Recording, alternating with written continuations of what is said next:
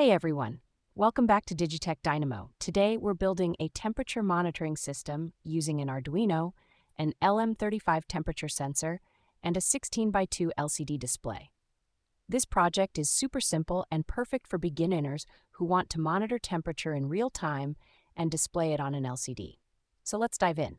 First, let's take a look at the components we'll need for this project. An Arduino board, an LM35 temperature sensor, a 16x2 LCD display, some jumper wires, and a breadboard. Don't worry if you're not familiar with these components yet, I'll walk you through everything step by step. Let's start by wiring the components. Connect the VCC pin of the LM35 to 5 volts on the Arduino. The GND pin goes to ground. And finally, connect the output pin of the LM35 to analog pin 0 on the Arduino. For the LCD, we're using pins 7 to 12 for data communication, and don't forget to power the LCD and connect the ground. Once everything is wired up, we're ready for the code. Now let's move on to the coding part.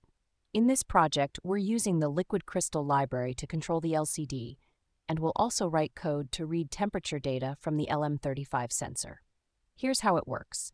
First, we'll initialize the LCD and display the message temperature. Then, the Arduino will read the analog data from the LM35 and convert it into a temperature reading in both Celsius and Fahrenheit.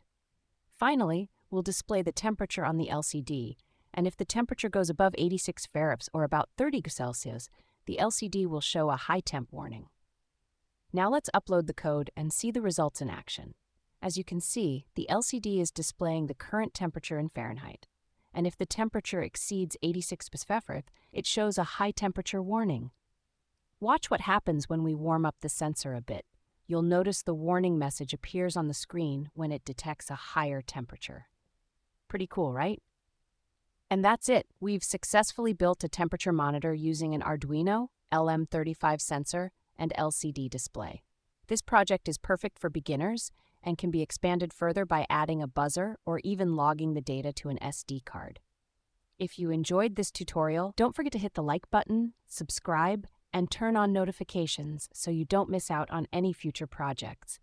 And if you have any questions or suggestions, drop them in the comments below. I'd love to hear what projects you're working on. Thanks for watching, and I'll see you in the next video here on DigiTech Dynamo.